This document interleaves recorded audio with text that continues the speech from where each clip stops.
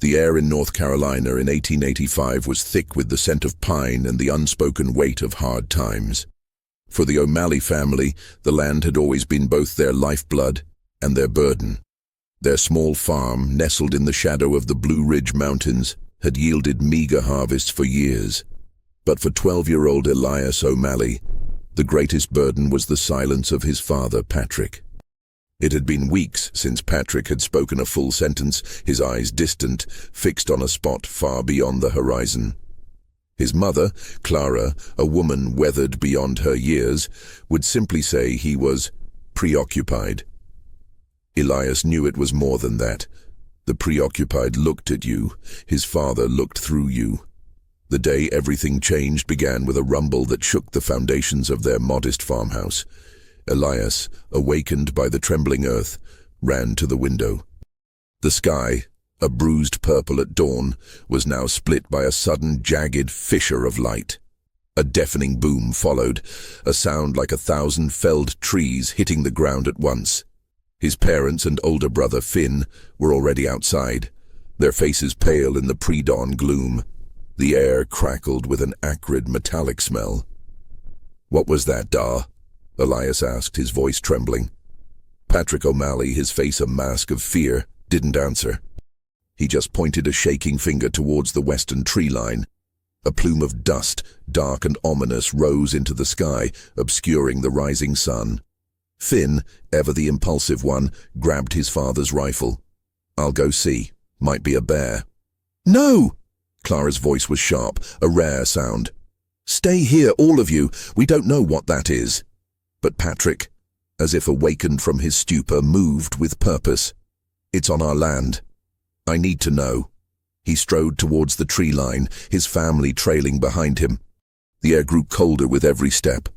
The trees, once a familiar sight, seemed to watch them, their branches gnarled like skeletal fingers. They reached the edge of the forest and stopped dead. Before them lay a sight that defied comprehension.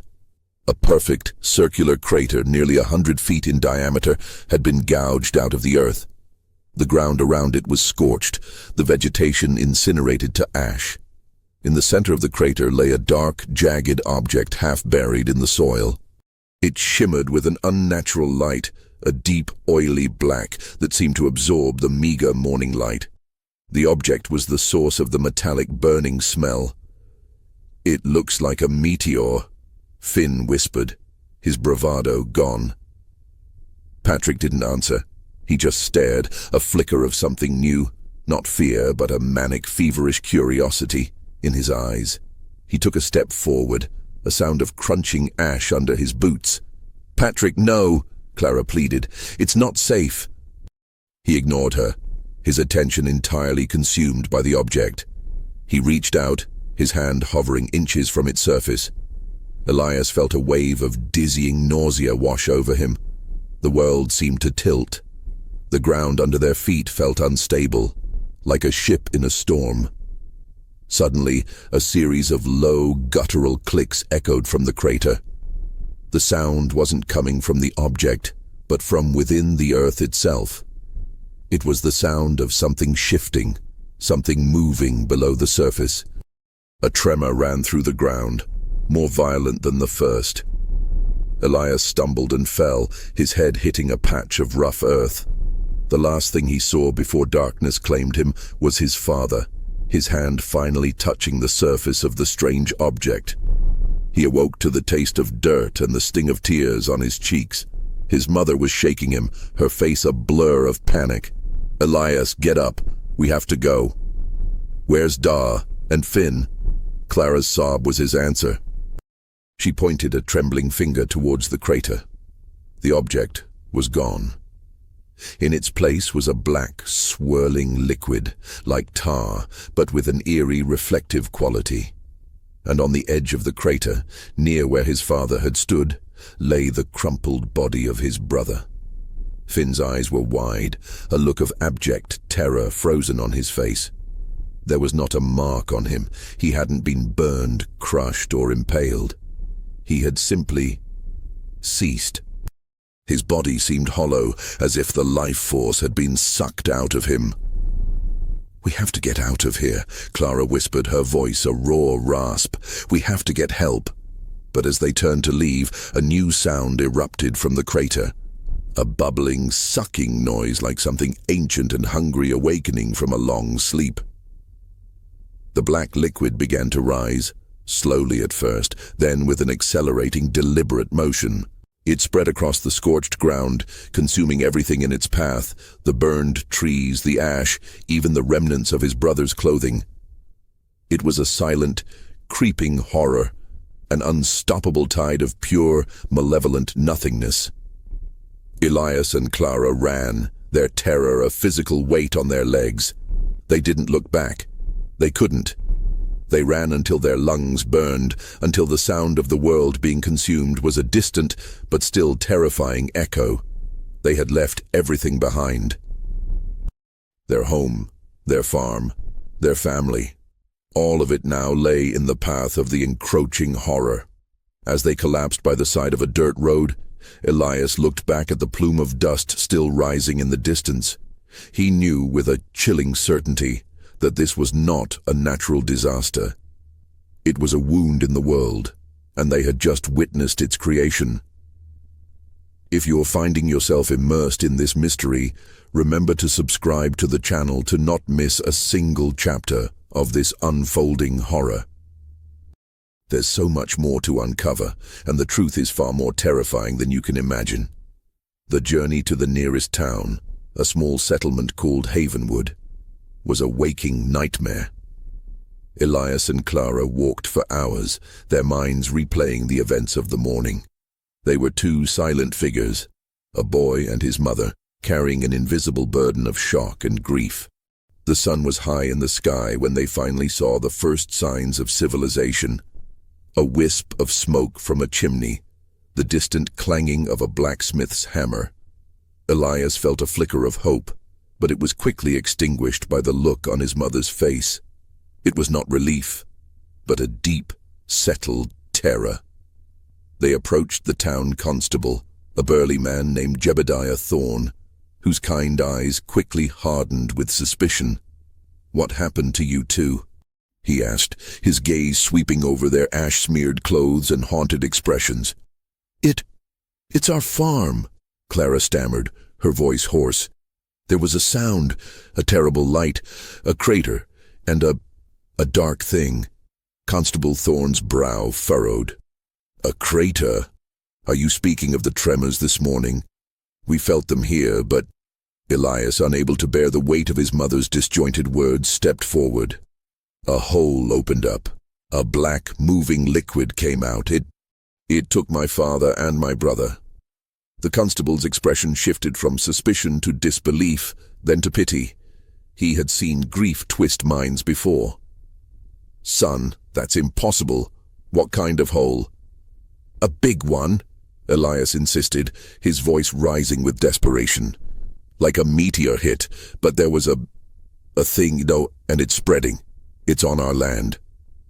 Constable Thorne tried to be gentle. "Look, folks, I'm sorry for your loss.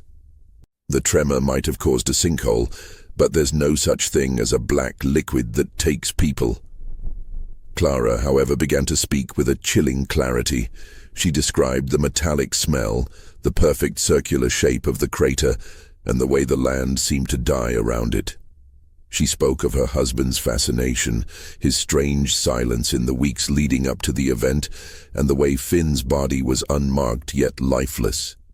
Her words, though strange, carried the ring of truth. Skeptical but intrigued, Constable Thorne gathered a small search party of townsfolk. They were a mix of curious farmers and local authorities, all armed with rifles and a healthy dose of doubt. The group, with Elias and Clara in tow, made their way back towards the O'Malley farm. The atmosphere was light at first, with a few jokes about ghost stories and mountain folks' imaginations. Their levity vanished the moment they crested the final hill. The O'Malley farm was gone. Not burned, not flattened, but utterly vanished. Where the farmhouse, the barn, and the fields had once stood, there was now a sprawling black stain on the landscape. It was an amorphous, unnatural shape, a void where life had been. The edge of the stain was a stark line, as if drawn with a ruler, against the green of the remaining forest. The search party stared in stunned silence. The black substance was still, devoid of movement, but it radiated an unsettling silence. It was a silence that wasn't merely the absence of sound, but the presence of absolute nullity. It was cold, even from a distance, and seemed to pull at the light, making the air around it shimmer unnaturally. "Good God," a farmer whispered, his voice trembling. "What is that?" Constable Thorne, his face ashen, took a step back. I don't know." His professional composure was shattered. He had no protocol for this. There were no criminals to chase, no fires to extinguish. This was something else entirely. Elias, his heart pounding in his chest, noticed something that the adults missed. The trees on the edge of the crater were not just gone. They were erased. There were no fallen leaves, no broken branches, no stumps. It was as if they had never existed. He also saw on the very edge of the black substance a small, dark object. It was his father's watch, a treasured possession. It was not melted or burned, but it was different. The metal was dull, the glass cracked, but not broken, and the hands were frozen, not at the time of the event, but at a time that hadn't happened yet, a future that would never come. As Elias reached for it, a sudden low hum emanated from the center of the black void. The hum grew into a pulsating throb, and the surface of the liquid began to churn. A series of faint ripples spread outwards, and the black substance started to expand, slowly, deliberately, consuming a fresh patch of grass. The group collectively recoiled, a primal fear seizing them. "Back!" Constable Thorne yelled, his voice a mix of command and terror. "Everyone back! We need to inform the authorities, the railroad, the army, someone." They scrambled back down the hill, their previous disbelief now replaced by a frantic shared horror. As they retreated, Elias saw his mother, her face a mask of detached grief, finally break. She didn't scream. She didn't cry. She just stood there, staring at the black stain that had consumed her family and her home. It was a look of pure, unadulterated madness. Word of the O'Malley incident spread like wildfire through Havenwood and the surrounding towns, but with a palpable sense of skepticism. To most, the story was nothing more than the panicked ramblings of a grieving widow and her traumatized son. The few who had seen the sight, the members of Constable Thorne's search party, were now hesitant to speak, their own sanity questioned. The authorities dismissed the event as a peculiar sinkhole caused by the morning's tremors, and the black substance as a new type of volcanic soil, a geological anomaly. Elias and Clara were put under the care of the local doctor, a kind man named Alistair Finch, who specialized in the treatment of shell-shocked veterans. Dr. Finch was a pragmatic man of science, but he was also a keen observer of human behavior. He listened to Elias's account, noting the boy's unwavering conviction and the detailed, consistent nature of his story. He saw Clara's catatonic state not as a sign of insanity, but as a deep, profound shock. Something about their story didn't sit right with him. The geological anomaly explanation felt too simple, too convenient. He began to conduct his own quiet investigation, poring over old geological maps and speaking with local miners. Meanwhile, Elias was consumed by a quiet torment. He was an outsider in a town that saw him as a curiosity, a living legend of a story they refused to believe.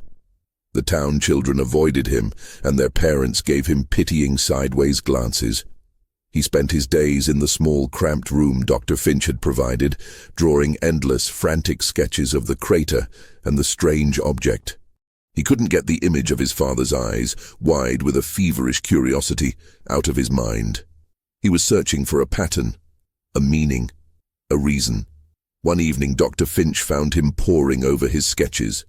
"Elias," the doctor said softly, The constable sent out a surveyor. They reported that the sinkhole isn't expanding. The substance is stable. Elias looked up, his eyes wide. That's not true. It was moving, I saw it. It was spreading. Doctor. Finch sighed, but there was no pity in his eyes, only a shared confusion.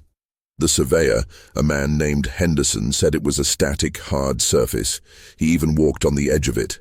He's lying, Elias said with a certainty that chilled the doctor. Or he didn't see what was really there.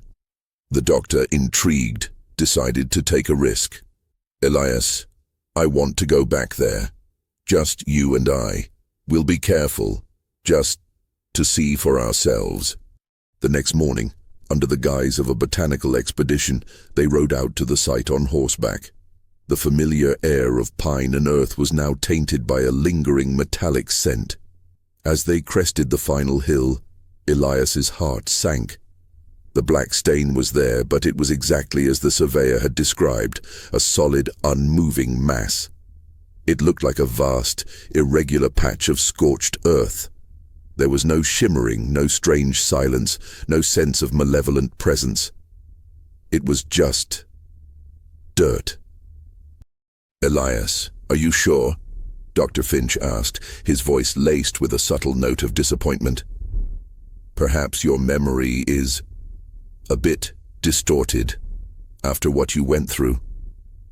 But Elias's eyes were fixed on something else. On the edge of the black mass, where his father's watch had been, there was nothing. The watch was gone. He walked closer, his boots crunching on the dead, lifeless soil. He saw what the surveyor had missed. The land wasn't just scorched, it was a patchwork of subtle, unnatural textures. There were veins of something hard and glass-like running through the ground, and patches where the soil seemed to be in a state of suspended decay. It was a slow, creeping horror that was camouflaged by its very stillness.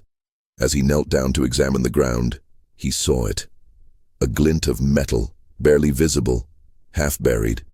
It was his father's watch, but it wasn't the same. It was now warped and twisted. The metal fused into an unnatural shape, like a piece of abstract art. The glass was no longer cracked, but shattered into 1,000 tiny, crystalline shards. And the hands were no longer frozen. They were now spinning frantically, blurring into a frenzied, chaotic motion. A sudden, sharp pain shot through Elias's head.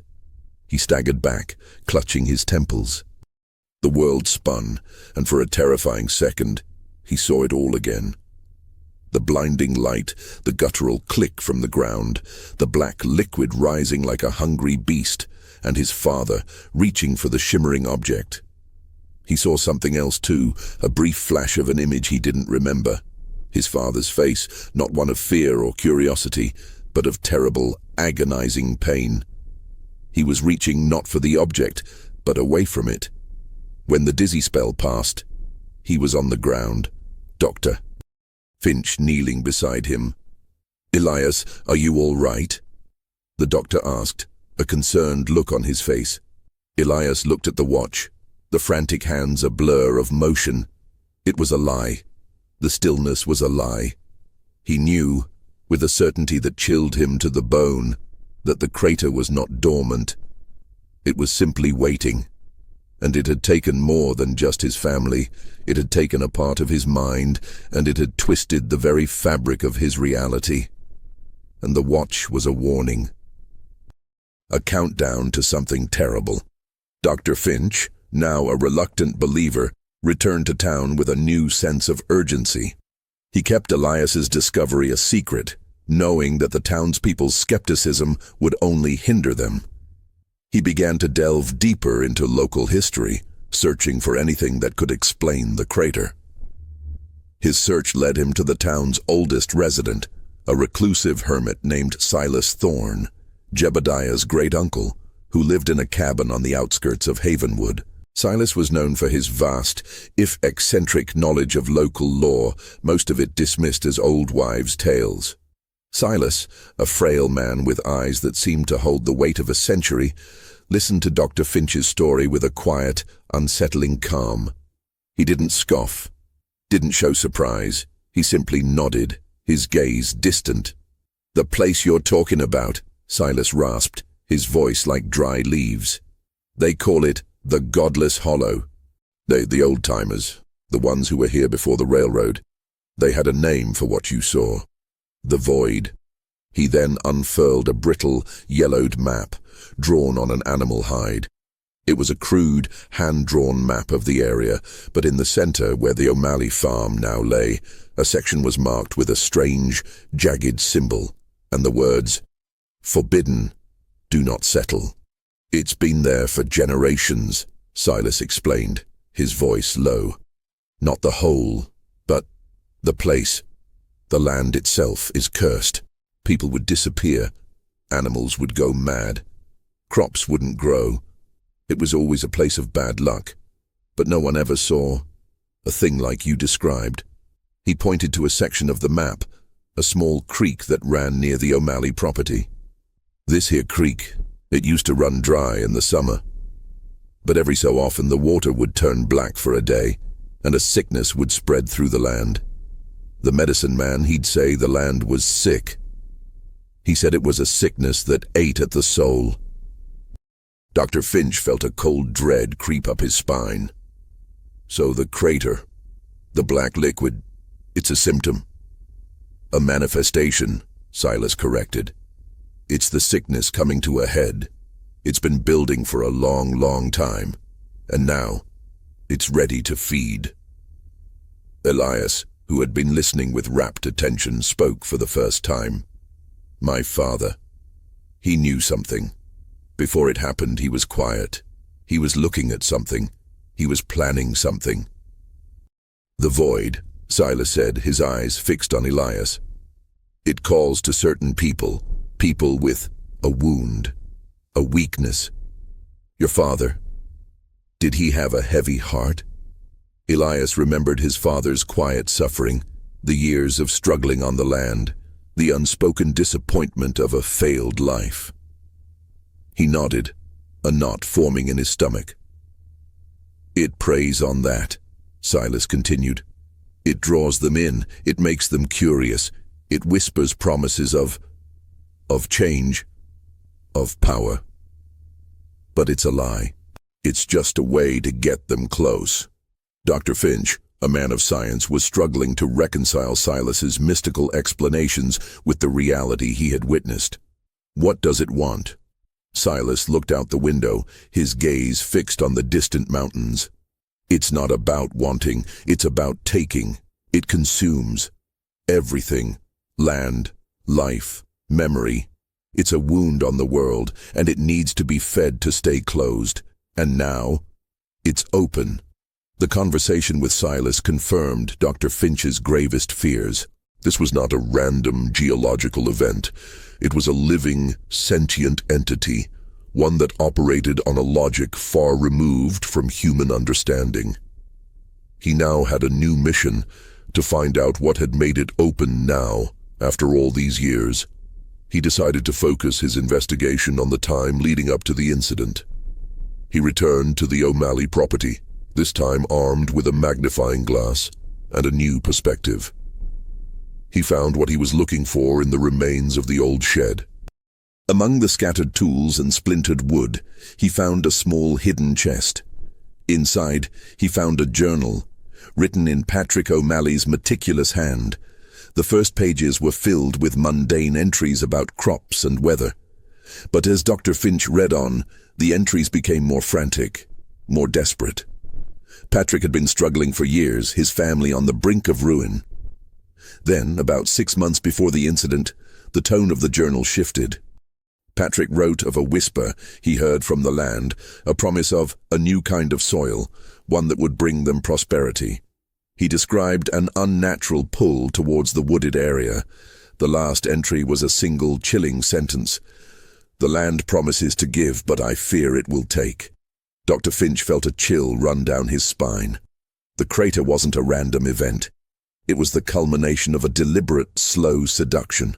The land, the void, had preyed on Patrick's desperation, his quiet grief, and his longing for a better life. It had given him hope, only to take everything. It was a psychological torment, a game of cat and mouse played out over a man's entire life. He knew now that the real horror was not the crater itself, but the insidious way it had manipulated a man's mind, a quiet tragedy that led to a cataclysmic end. The macabre mystery of the crater wasn't just about a hole in the ground. It was about the darkness that lurked within the human heart, and the ancient evil that was waiting to exploit it. Armed with Patrick O'Malley's journal, Dr. Finch and Elias returned to Havenwood, their newfound knowledge a heavy burden. They knew they couldn't just present the journal to the authorities.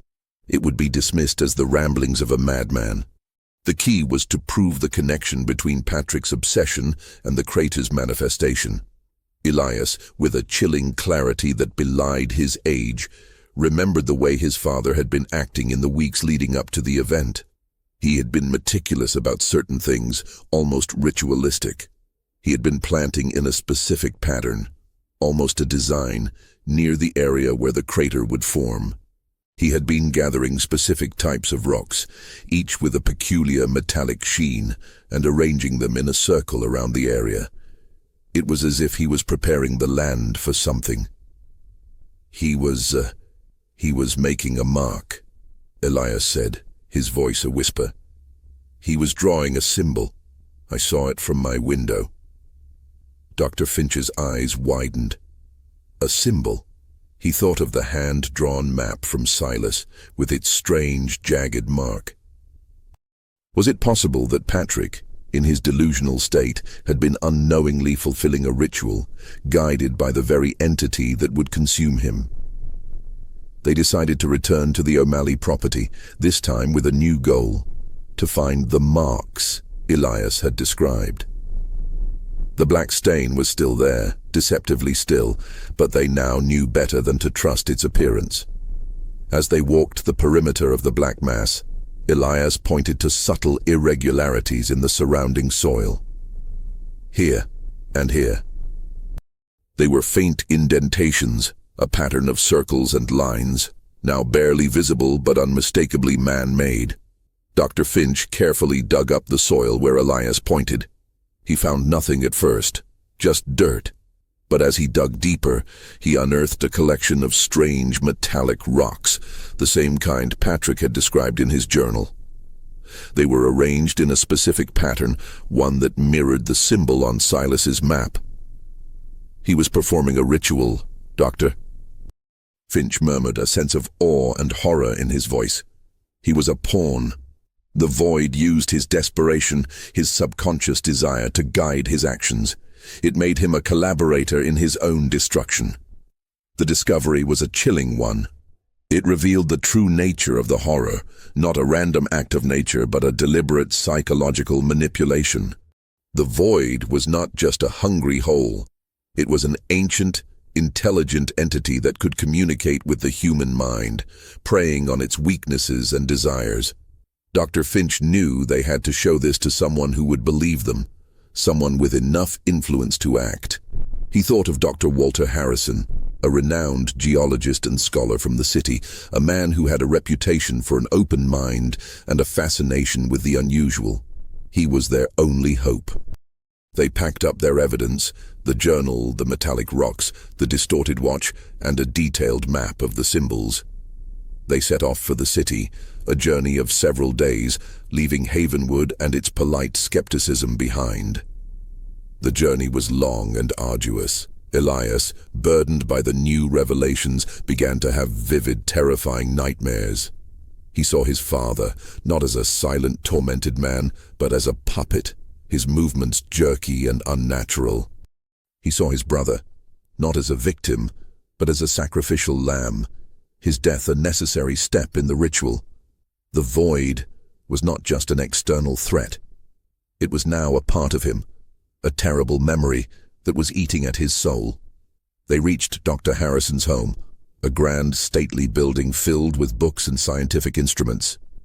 Dr. Harrison, a thin, serious man with a sharp intellect, listened to their story with a growing sense of astonishment. He examined the journal, the rocks, and the watch with a focused intensity. This is "Extraordinary," he said, his voice barely a whisper. "The rocks. They're unlike anything I've ever seen. They have trace elements that don't exist in our region. And the watch. The distortion is not due to heat or pressure. It's as if the very fabric of its existence was rewritten." Dr. Harrison, intrigued, decided to accompany them back to the site. He was a scientist, not a man of faith or fantasy, but the evidence was too compelling to ignore. He believed them, not because of a gut feeling, but because of the cold, hard data they had provided. They returned to the O'Malley property, now accompanied by Dr. Harrison and a small team of his students. The black stain was still there, but Dr. Harrison's instruments picked up something new. A faint, low-frequency hum, a sound so deep it was felt rather than heard. It was coming from beneath the ground, from the very center of the black mass. "It's alive," one of the students whispered, his voice trembling. "It's a consciousness." Dr. Harrison, however, saw it differently. Not a consciousness per se, more of a system. It's a living, breathing mechanism. And the rocks, the symbols, they were the key. They acted as a conduit. They activated it. Elias and Dr. Finch looked at each other, a chilling realization dawning on them. The void was not just a geographical anomaly, it was a complex, intelligent system, a mechanism. And if it could be activated, it could be deactivated. They had found the source of the horror, and now they had a glimmer of hope for a solution. But the void was not a passive entity. It had already taken a family, and it was watching them, a silent, patient hunter. The game had just begun. The discovery of the void's nature as a mechanism, a living system, shifted the focus of the investigation. It was no longer a matter of grieving and running, but of understanding and perhaps fighting back. Dr. Harrison, a man of action as well as intellect, immediately set up a small research camp on the outskirts of the O'Malley property. His team of students, initially skeptical, were now driven by a mix of scientific curiosity and genuine fear. Their first priority was to study the metallic rocks that Patrick had arranged. Dr. Harrison found that they were not of terrestrial origin. They were composed of an alloy that was unknown on Earth, a strange mixture of elements that gave off a faint rhythmic pulse. The symbols, when mapped out, formed a complex geometric pattern, a key that seemed to lock and unlock the void's power. Elias, with his unique connection to the events, became an invaluable asset. He remembered tiny details that the others overlooked. He remembered his father's obsessive study of old, crumbling books, and a specific book with a peculiar symbol on its cover. This led them to the local library, a small, dusty place filled with forgotten history. After days of searching, they found it. A rare text on ancient celestial phenomena, written by a discredited scholar in the early 1800s. The scholar had theorized about celestial travelers, strange objects that would fall to Earth, and rather than bringing destruction, would bring a certain kind of order.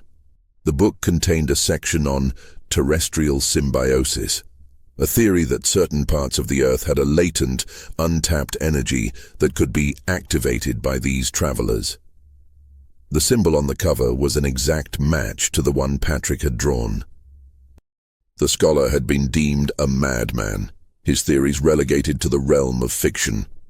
But now, it seemed, he had been a prophet. The void, they realized, was not a natural occurrence. It was an alien entity, a celestial traveler that had fallen to Earth long ago and had been lying dormant.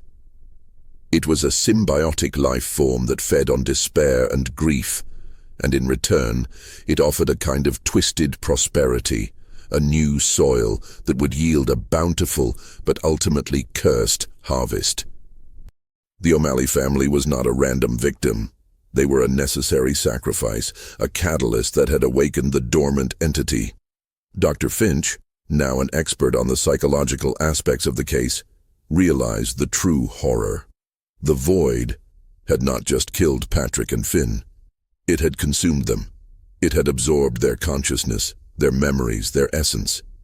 It was growing, becoming more powerful, and its influence was beginning to spread. He saw it in the subtle ways the students were behaving, their obsession with the project becoming a kind of manic fever, their eyes distant and unfocused, just like Patrick's had been. One of the students, a young man named Samuel, began to have vivid hallucinations. He would talk to himself, his voice a low, guttural murmur. He was drawing strange, swirling patterns in his notebook, patterns that resembled the black liquid in the crater. He was becoming a conduit, a new victim for the void. The threat was no longer a physical one. It was a psychological war. The void was preying on their minds, using their intellectual curiosity and their desire for discovery against them. It was a silent, insidious enemy that could not be fought with rifles or scientific instruments. Dr. Harrison, seeing the change in his students, was forced to confront the impossible. He had to accept that this was not just a scientific phenomenon, but a battle for their very souls. "We have to stop this," he said, his voice grave. "It's not just about understanding it.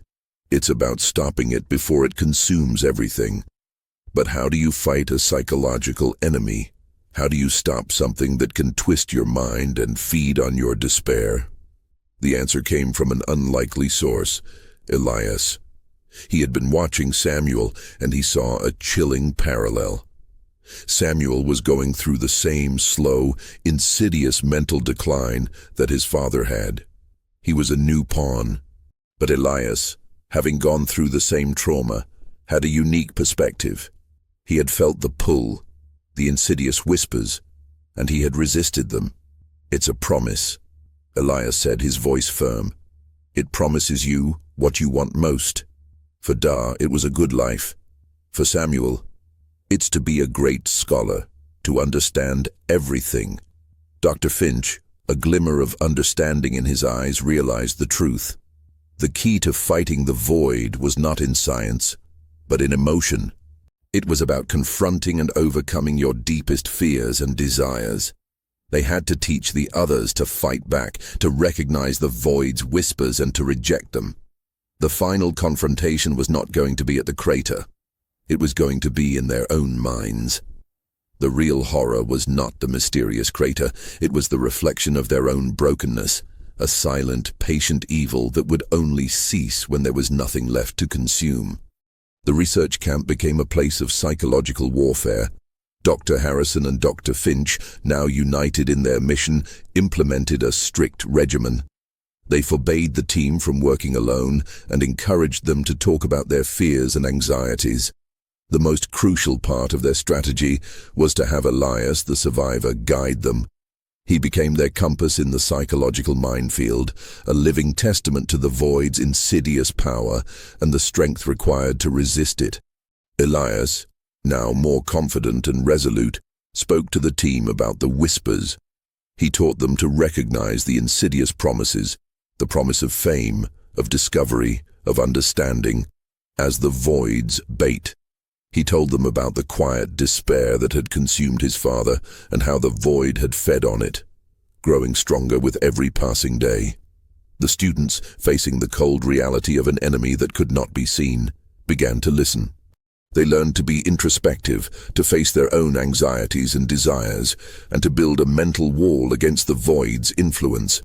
However, the void was not a passive enemy. It had been awakened, and it was fighting back. The hallucinations of Samuel grew more violent, more vivid. He would scream in his sleep, his dreams filled with the guttural clicks and the dark, swirling liquid. He was losing the battle. Dr. Finch, using his experience with shell shock, knew that Samuel needed a shock to the system, a way to break the void's hold. They decided to use the very thing that the void was after, the metallic rocks. Dr. Harrison had discovered that they were not just conduits, but also a source of a strange rhythmic energy. They were a part of the void's system, a way to focus its power. By disrupting the rocks, they could disrupt the connection. They created a device, a crude but functional electromagnet. designed to create a powerful magnetic field that would interfere with the rock's pulse. Their plan was to place the electromagnet in the center of the geometric pattern that Patrick had created, right on the edge of the black mass. The mission was fraught with danger. The void was at its most active, the low hum beneath the ground a constant, unsettling presence. As they approached the site, the air grew thick with a sense of malevolent anticipation. The black mass seemed to pulse with a faint internal light, and the silence around it was broken by a faint, sucking sound, as if the earth itself was breathing. Samuel, now in a near catatonic state, had to be carried by Dr. Harrison and another student. As they reached the edge of the pattern, Samuel's body began to convulse violently. His eyes, wide and unfocused, now snapped to a sudden terrifying clarity. He looked at Elias, a silent, agonizing plea in his eyes. He had lost. The void had won. Elias, filled with a renewed sense of purpose, looked at Samuel and saw his brother Finn. He saw his father. This was not just a scientific experiment, it was a rescue mission. He grabbed the electromagnet from Dr. Harrison's hands and, ignoring their protests, ran towards the center of the pattern. He placed the device on the ground, a chilling sense of dread washing over him. The void seemed to react, the low hum intensifying, the ground trembling. He flipped the switch. The electromagnet whirred to life, a low, powerful hum joining the void's own frequency. For a moment, nothing happened. Then a sudden, piercing shriek erupted from the ground. It was a sound of pure agony, a sound that was both physical and psychological. It was the sound of something ancient and terrible being disrupted. The black mass began to churn, its surface rippling violently. The metallic rocks, arranged in the pattern, began to vibrate, their pulse becoming a frantic, erratic thrum. The void was not just a wound on the world. It was a living, breathing creature in agony. It was not a magical entity, but a biological one, and they were disrupting its very life force. The psychological whispers ceased, replaced by a pure, unadulterated pain. As the hum of the electromagnet grew, the black mass began to recede, a slow, grudging withdrawal. It was like a wound healing, a slow-moving tide of nothingness being pushed back.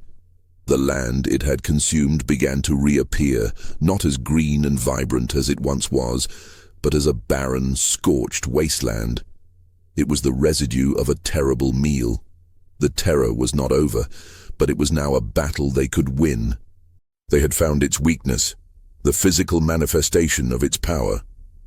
The void was a parasite, and they had found its host. They had disrupted its food source, and it was now starving. As Elias stood there, a sudden sharp pain shot through his head, but it was different this time. It wasn't the pain of a memory, it was the pain of a connection being severed. The whispers were gone, the connection was broken. He was free. Remember, if you're hooked on this story, make sure to subscribe to the channel to catch the final thrilling chapters and uncover the whole truth behind this forbidden history. The end is closer than you think. The disruption of the void's power was a temporary victory, a moment of respite in a long, dark war. The black mass had receded, but it had not disappeared. It was still a physical stain on the landscape, a constant reminder of the horror that had unfolded. The void itself was a silent, sullen presence, its low hum now a faint, almost imperceptible thrum. It was dormant, but not dead. The psychological warfare, however, had ended. Samuel, shaken but alive, began a slow and painful recovery. The hallucinations ceased, and the look of terror in his eyes was replaced by a look of quiet exhaustion. He was a survivor, a witness to the depths of the void's psychological manipulation. The team, invigorated by their success, now focused on understanding the void's core, the place where the original celestial traveler had landed. They theorized that the object that Patrick had touched, the very thing that had brought the void to life, must be at the center of the black mass, buried deep within the earth. To truly end the threat, they had to find and neutralize it. Their new mission, however, was not without its risks. The void, though dormant, was still a physical threat. Its surface was now a hard, brittle substance like scorched glass, but it was still infused with the same alien energy. Any attempts to dig into it or disturb it could reawaken it.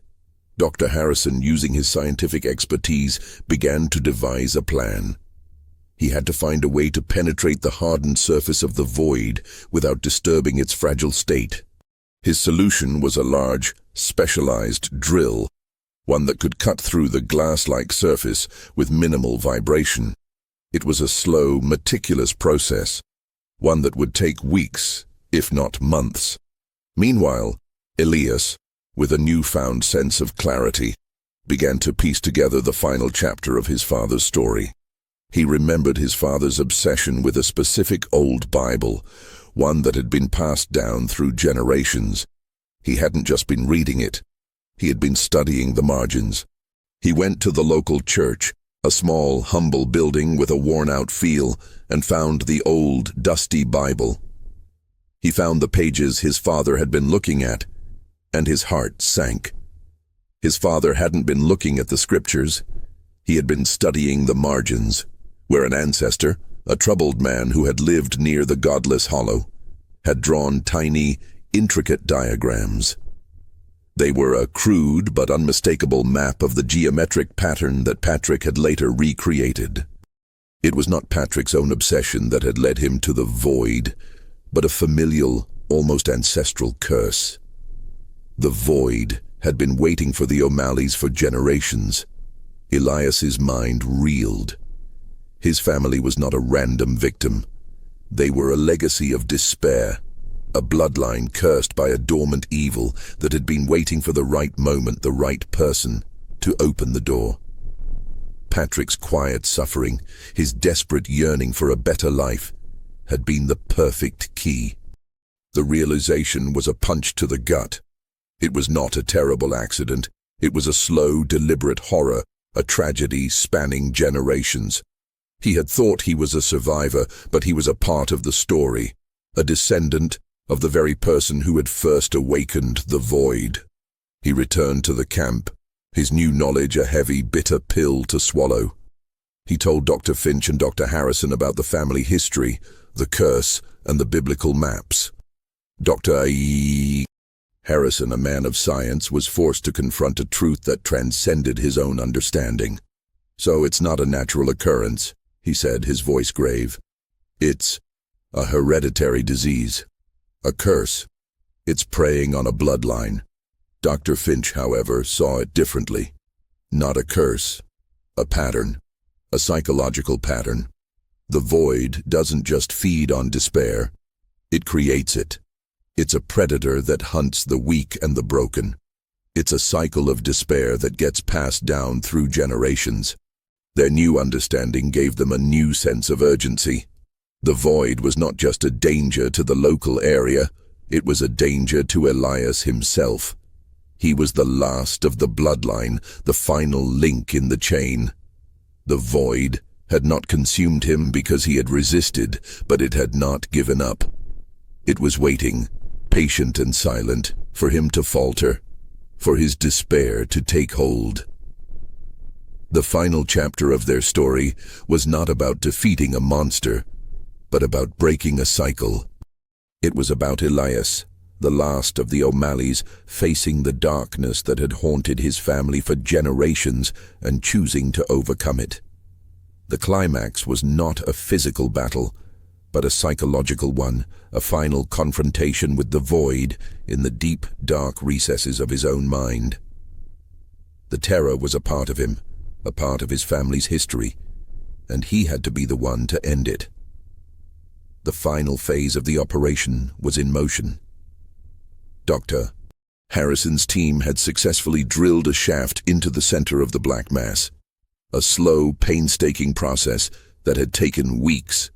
Each day was a tense, silent vigil as the drill bit, specially designed to withstand the strange properties of the substance, burrowed deeper.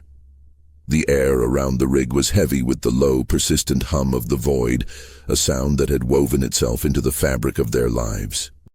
Now the core of the void was exposed, a shimmering, oily black sphere, half buried in the soil. It was the celestial traveler, the object that had consumed Elias's family. It was the heart of the curse, the source of all the horror, now laid bare. Elias, with a chilling sense of déjà vu, stared at the object. It was a perfect, sinister replica of the thing his father had reached for, but it was no longer dormant.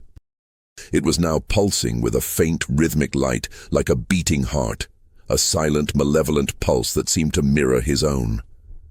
The low hum, once a constant, unsettling presence, was now a loud, almost deafening thrum, a physical force that vibrated through the ground and into his bones.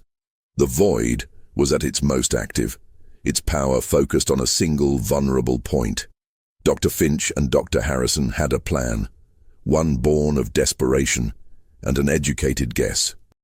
They had theorized that the void was not an inert object, but a symbiotic organism, and the core was its brain, its nexus of consciousness. By disrupting the core with a powerful electromagnetic pulse, they could effectively kill it.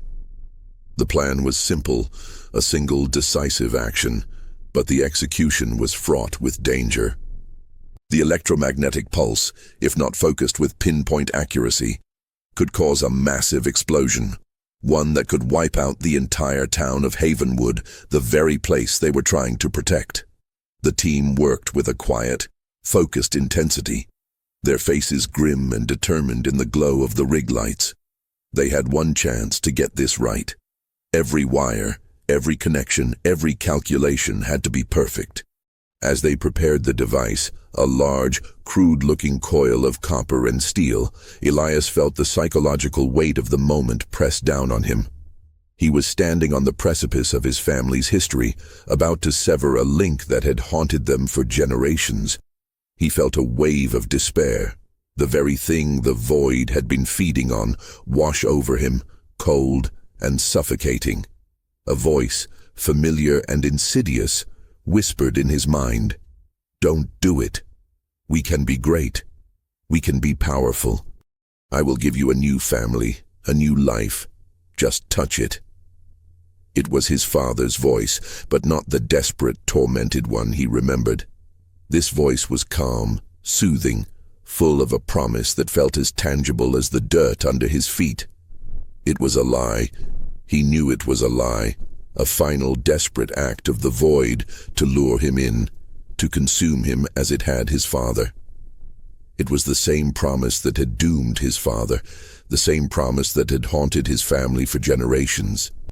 He looked at the black core, and in its shimmering, oily surface, he saw not a monster, but a mirror. He saw his own despair, his own grief, his own fear reflected back at him. The void was not an external enemy. It was a part of him. It was a part of his family's story, a wound that had been passed down from father to son. It was the fear of failure, the weight of a legacy of suffering, the unspoken tragedies that had plagued his bloodline for centuries. The void was not a thing to be destroyed. It was a part of a larger, more horrifying truth. He took a deep breath, and he confronted the lie. His voice, when it came, was firm, resonant with a new, quiet strength. "You gave my father nothing," he said, the words aimed not at the core, but at the whisper in his mind. "You took everything. You promised him a new life, and you took his. You are a lie." The whispering voice in his mind faltered, the soothing tone replaced by a sound of pure confusion, a distorted, broken static. It was not used to being challenged. It was a predator that hunted the weak, and Elias, in that moment, was not weak. He was a survivor, a witness, and now, a conqueror of the very thing that had tried to claim him. Dr. Harrison and his team were ready. They set the device, the culmination of weeks of work, right next to the core. The low hum of the void was now a roar, a physical force that made the ground tremble, a final guttural challenge. "Elias, get back!" Dr. Finch yelled, his voice strained with panic. But Elias didn't move.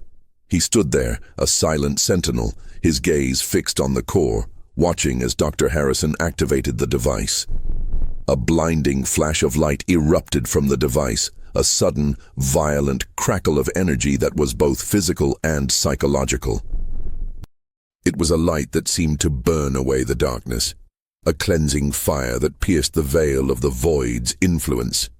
The void's low hum, its constant unsettling presence, was replaced by a high-pitched shriek of agony, a sound that was both a piercing scream and a raw biological cry. The black core, the source of all the horror, began to disintegrate. It didn't explode, it simply faded.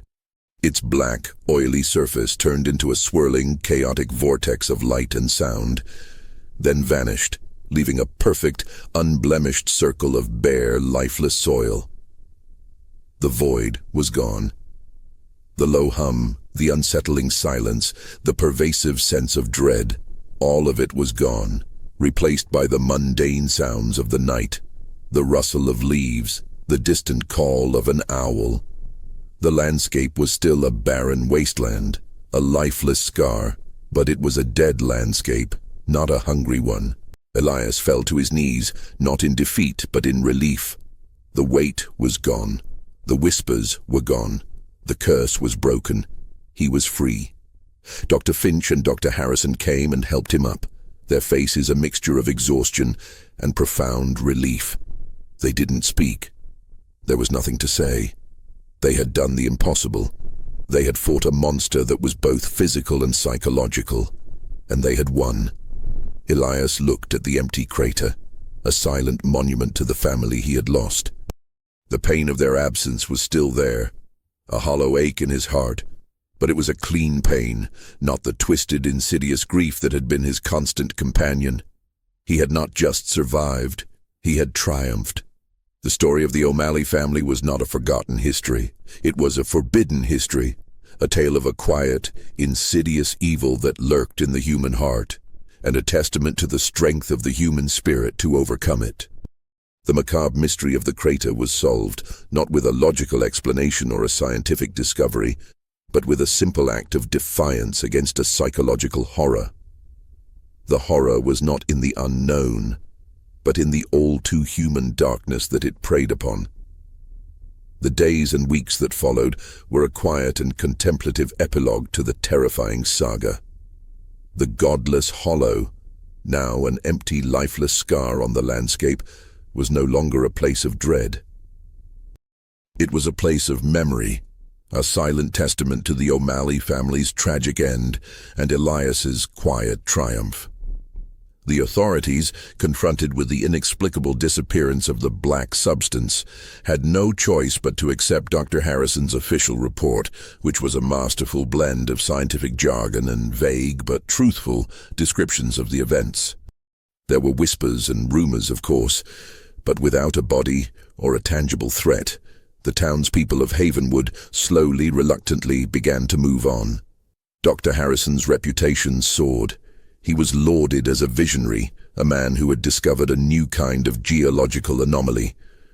He chose to focus on the science, the facts he could prove, the strange properties of the metallic rocks, the unique geological composition of the area, the peculiar electromagnetic disturbance, leaving the more terrifying aspects of the void's nature for his personal unpublished notes. He had learned the hard way that some truths were too chilling to share with the world, and that sometimes a carefully constructed lie was the only way to maintain order. To me, Finch, now an esteemed figure in the field of psychology, wrote a groundbreaking paper on the human mind's capacity for resilience in the face of psychological manipulation. He used Elias's case as a central pillar, a real-world example of how a person, stripped of everything, could find the strength to overcome a powerful, insidious form of despair. He, too, kept the more frightening details, the whispers, the curse, the malevolent nature of the void, to himself. Their shared secret, a forbidden history, bound them together in a way that words could not. Elias, The survivor was now a hero, not in a grand public way, but to the few people who knew the real story. He was a living legend, a boy who had faced a monster that preyed on the human spirit and had won. He chose to stay with Dr. Finch, who became a kind of surrogate father to him. He found a new sense of purpose in helping others, in using his own experiences to guide and comfort those who were struggling with their own private demons. He understood the language of despair, the silent, invisible battles that so many people fought every day. He was a living beacon of hope, a testament to the idea that even in the darkest of places, the human spirit could find a way to shine. He never forgot his family. He often visited the empty crater, a solitary figure standing on the edge of the now hardened ground. He would talk to them, tell them about his new life, his new friends, his new purpose. The conversations were a form of catharsis, a way to keep their memory alive without the pain, without the gnawing despair that had consumed his father. He would remember his father's laugh, his mother's gentle touch, his brother's impulsive nature. They were no longer victims of a terrifying mystery. They were his family, and their memory was a source of strength, not a well of sorrow.